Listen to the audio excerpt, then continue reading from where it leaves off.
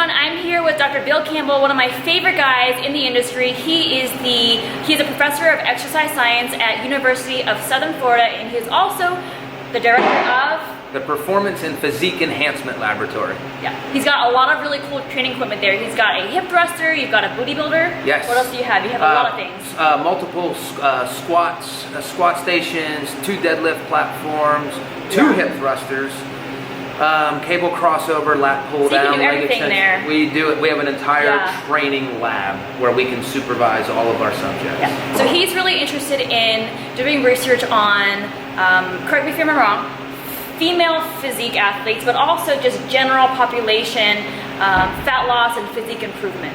I think that's safe to say, yes. I think we do more female physique research than anybody, and exactly what you said. It's for people who want to optimize their physique, but within a maintainable lifestyle. Right. Is how I like to describe I like that because that's very much the population that I tend to work with the vast majority of the time with my coaching clients and whatnot. So he just gave a presentation here at the ISSN seminar.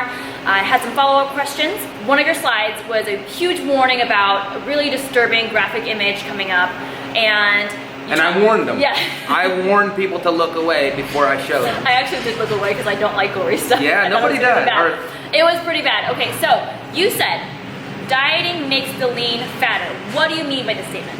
So the graphic image that I showed was a study that was published with the title, Dieting Makes Lean People Fatter. So the concept here, or the hypothesis is that lean people, so people who are not already overweight, if they go on a diet, they are at a greater risk for future fat gain. That is even true when they're compared to people who are overweight. So there's something about lean people that go on a diet that are susceptible to future fat gain. So if you're lean to begin with and you try to get even leaner, you can get yourself in a lot of trouble long term. It's exactly what the research shows. And I demonstrated, or I gave 3 different studies that supported that contention. Why do you think this is the case? Why is it a problem? So the same group that published this paper put forth a theory. Their theory is that until you gain back the muscle mass that you lost when dieting, you are going to continue to gain fat. And you're going to have what's known as a hyperphagic response, which is a very uncontrollable, let's just say a strong drive to eat food. And that drive usually kicks in after your diet is over, so when you're at your leanest, and that desire, that drive to eat is very strong until you gain back the muscle mass that you lost. So it's not about matching your pre-dieting body fat levels, it's more the muscle mass. That is according to this theory, yes, and the 3 pieces of evidence that I provided. So a lot of people used to think, or maybe they still do, as soon as you gain back the fat that you lost, oh, now you can live a more normal life. That's not what we're seeing in lean people. It's more about the muscle mass that seems to be the driver for stopping this drive to eat when the diet's over. Yeah, and I'm sure many of you, when you've been dieting and then you finish dieting, you try to go back to your post-dieting life, you find that sometimes you're a lot hungrier. Actually, you're hungrier and you find things a lot more difficult after the fat loss phase than actually during. So that's probably what's happening. Yes, I agree. Right? So you outlined 3 principles of fat loss, and you say you teach this to all your students in your grad program. What are the 3 principles? So the 3 principles that I think everybody should adhere to when dieting is, the first one is lose weight slowly. If you go on a crash diet, yes, you'll lose weight fast. You'll be successful at that. But what you're really doing is setting yourself up for just a nightmare scenario to maintain that weight loss. So principle number 1, lose weight slowly. The second principle is to not reduce protein when dieting. And I'll give a number because I think it's important. I recommend not ever going below 1.6 grams of protein per kilogram of body weight. Another general equation is take your body weight and multiply it by about 0.75. That's about the protein level that you don't want to go below. And then the third principle is make sure that you're resistance training when dieting. And especially with people who are already leaner with lower body fat levels, the steeper the calorie deficit you put yourself on, the more at risk you are of losing lean body mass. But if you have, when you have higher body fat levels, when you're in the obese category, you can afford to be at a little more of a steeper deficit and be okay as far as not losing as much lean body mass. Yes. So it's different by population. Obese people losing weight they lose most of their weight from fat. Lean people who already carry more muscle mass, if they go on a diet, the body likes to really attack, for lack of a better word, or prioritize muscle mass loss along with fat loss. So that's kind of and remember, the whole principle is don't lose muscle mass, because that's what we need to get back up to pre-diet levels to really keep this drive to eat in check. Right. And also, when people say they want to lose weight, they usually mean they want to lose body fat. If you end up losing weight and it's a lot of muscle mass with it, you'll find that your body comp doesn't actually improve, even though the scale weight is going down. So you definitely want to preserve as much muscle as you can to make sure you're actually getting leaner and achieving the goal that you set out for. So I know there was a really interesting study that the Matador study, am I saying this right? Yep, Matador Will you study. briefly summarize the findings from that study? Yeah, so I presented 2 different studies. One of them is called the Matador study. And let's go back to the problem here. The problem is when you're losing weight, we don't want to lose muscle mass. The other thing that we didn't mention so far is you want to be careful that your metabolic rate doesn't drop to the floor. You want to keep your metabolic rate high. So the Matador study was a diet break study, which I'm sure you've probably talked about that a lot and written about that. But diet breaks are essentially not allowing you to be in a caloric deficit for long periods of time. So you don't diet week after week after week after week. What this Matador study did is they had people diet for no more than 2 weeks at a time, and then they gave them a 2-week break where they said, we're going to increase your calories back to what they were before you dieted, and now you're going to be ready to attack the next diet phase, the next caloric restriction. You're going to be more ready to do it. And what they found was, and this is the most powerful thing, the weight loss efficiency that these subjects in this study experienced was so much better than just people who continued to diet week after week. The way that they're defining weight loss efficiency is, for every drop in calories, you're going to lose so much fat. And what they did was, so there's a difference between metabolic efficiency, which Lane talked about, and weight loss. Okay, so let's not get confused, because so there's metabolic efficiency and weight loss efficiency. Yes, gotcha. Weight loss efficiency is we lose more fat with a caloric reduction. And just to put it in perspective, if you diet week after week after week, you will lose weight, but you lose less and less fat the longer you go.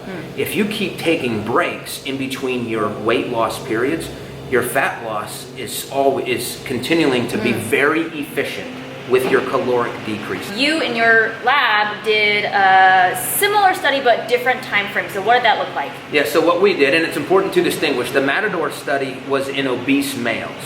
So my lab tends to research people who are already fit and who want to look better. And again, we want to do this in a way that they can maintain for their lifestyle. So we took resistance trained people and we put them on a diet for 7 weeks. One of the 2 groups dieted every single day for 7 weeks. The other group, we said, you're also going to diet for 7 weeks, but for every weekend, when you come to the weekend, we're going to increase your calories. Just like the Matador study, it was only a 2-day increase. And we chose to give them carbs to increase back to their maintenance levels. So basically they dieted a little bit more for 5 days, then they got a mini diet break for 2, then they dieted for 5 more days, and then a little mini break for 2. And what we found at the end of 7 weeks, and these people were resistance training, they were eating 1.6 grams of protein per kilogram of body mass. What we found at the end of the 7 weeks is the group that had these mini diet breaks, they were able to maintain more muscle mass. So the group that didn't have the mini breaks, they lost a significant amount of muscle mass. And the group that didn't take breaks, their metabolic rates were suppressed about twice as much as the people who were on the diet break or the refeed group. And this was both male and female. Both male and female. Which is great. So this is very much the population that I typically target. So probably people like you guys who are listening right now, this maybe more people like you finding that taking a diet break. So I was just telling Dr. Campbell before we started filming that I wrote about this very thing 2 years ago. Some of you may have read it. It's called the Weekday Diet on my blog. You were way ahead of the curve. So I'm ahead of the research. So I call it the Weekday Diet because you're essentially dieting during the weekday, and then over the weekend you take a diet break.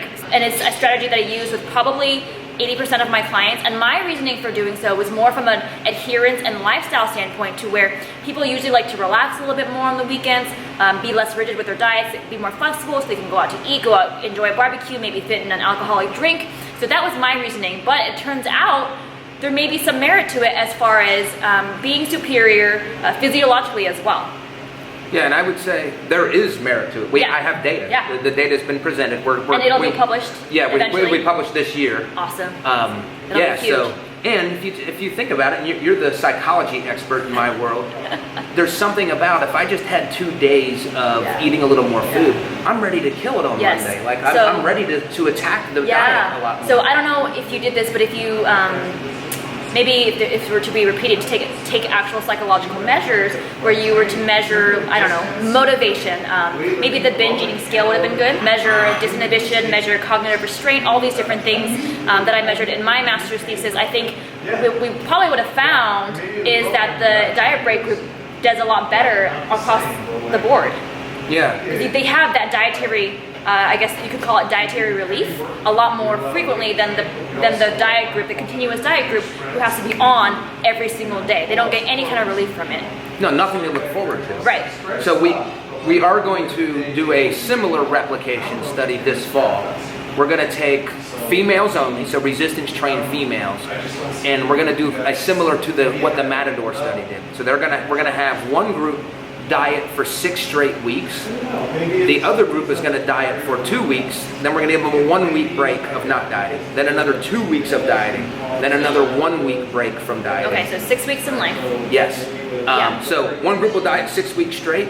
The other group will be on an 8-week intervention, but every 3rd week will have a week of higher calories. That's cool. So yeah, we need to talk about some psychological measures that we could put into that study. So it sounds like we're looking at different dieting break lengths and intervals, but it seems to be the case that any kind of diet break, however you choose to break it up, is better than continuous restriction. In my opinion, it's well, one, the data supports it for preserving muscle mass, for preserving metabolic rate. And just in my own life, an N size of 1, I'm more excited about another week of dieting if I was able to have some buffalo wings that I was depriving myself of. And think about the holidays, for example. If you know you get to take a month-long dieting break, or even just 2 weeks over Christmas and over New Year's, you may be able to enjoy that period more and, again, see better adherence and better long-term results that way. So, so that's a really great option for you guys to consider if you're a coach with working with clients, or if you're dieting on your own. Maybe consider dieting breaks. I know a lot of people are very hesitant to try dieting breaks because in their minds they think they're backtracking or they think they're stalling in progress. Turns out it's not the case at all. It actually may be really, really good for long-term progress. Dr. Campbell, where can we find you on social media? So the best place is on Instagram. It's at Bill Campbell PhD. And you'll be posting a lot of educational content on Instagram. I will vow to you right now that I will post a lot of educational content. And the stuff that I post, or the stuff that I read every day that I'll be posting, is this kind of stuff. What are things that improve our physique and that are sensitive to, can we do this long term? Right. So if you're interested in physique changes and body comp changes, he's the guy you want to follow.